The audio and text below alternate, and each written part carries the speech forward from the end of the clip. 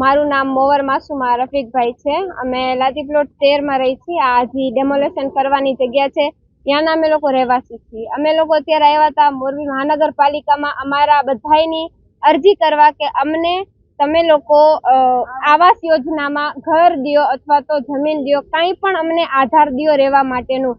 તો અંદરના અધિકારીએ અમને એમ કહી દીધું કે અમે તમારી કોઈ પણ જાતની રિક્વેસ્ટ છે એક્સેપ્ટ કરી શકી એમ નથી। અમારી જે ડેમોલેશનની પ્રક્રિયા છે એ તો અમે ચાલુ જ રાખશું।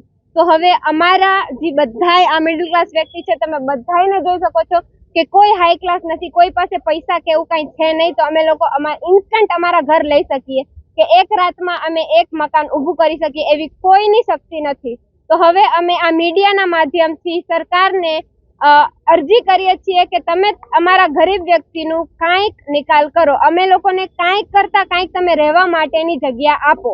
મારી આમાં પરિવારો તમે જો 250-300 છે, એમાં 400 થઈ જાય તો ના નહીં, કારણ કે કાઉન્ટિંગ ગરીબ વ્યક્તિની અહીંયા બહુ જાજી છે ને એક ફેમિલીમાં નહીં હોય તો 7-8 વ્યક્તિ છે।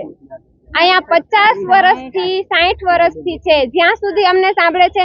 મારું જન્મ અહીંયા થયું છે, મારી જન્મભૂમિ આ છે, મારા પપ્પા, મારા દાદા, એમના પપ્પા, એ મોસ્ટ ઓફ બધા અહીંયા જ રહ્યા છે। હવે એ લોકો એમ કે છે કે આ વસ્તુ જ્યાં તમે રહ્યો છો, જ્યાંના તમે રહેવાસી છો, એ તમારી પાસેથી લઈ લેશી। તો હવે આ ટોટલ આટલા બધા જણા ક્યાં જશે? હજી આમાંથી તો કેટલા 50% આવ્યા છે ને 50% આવ્યા પણ નથી। તો અમે લોકો આટલી અરજી કરીએ છીએ તો સરકારને અમારી થોડીક માંગ પૂરી કરવી જોઈએ।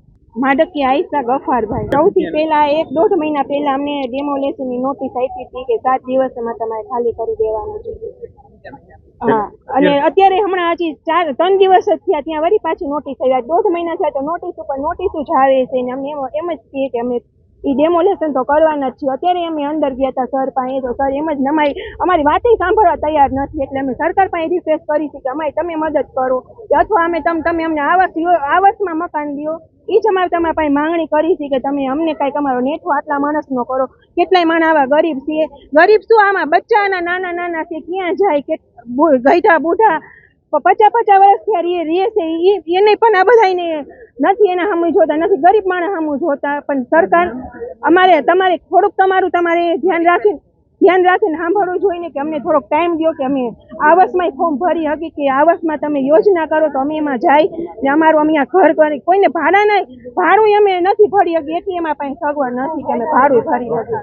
ભારતપરામાં સાવરની પાળની એક જગ્યા છે, તળાવની જગ્યા છે, ત્યાં ના લોકોને તે વખતે તળાવના વિસ્તરણ અને બ્યુટિફિકેશન માટે એક નોટિસો આપેલી હતી।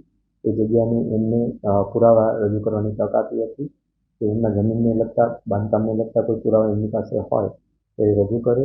એ રજૂ કર્યા બાદ એમને અમે 260(2) જીપીએમસી કલમનો ઓર્ડર કર્યો હતો। એ અનુસંધાને તેઓ હાઈકોર્ટમાં પણ ગયા હતા। હાઈકોર્ટે ઓર્ડર એમને સુનાવણી કરીને ફરીથી રિવાઇઝ ઓર્ડર કરવા અમને જણાવ્યું હતું। એની અનુસંધાને અમે એ રિવાઇઝ સુનાવણી પણ કરી અને ત્યારબાદ એમને 260(2)ના હુકમો કર્યા છે। એ બાંધકામના દૂર કરવાના જે હુકમો છે તેની વિરુદ્ધ જેમને અસંતોષ હોય તેઓ આજે આવ્યા હતા।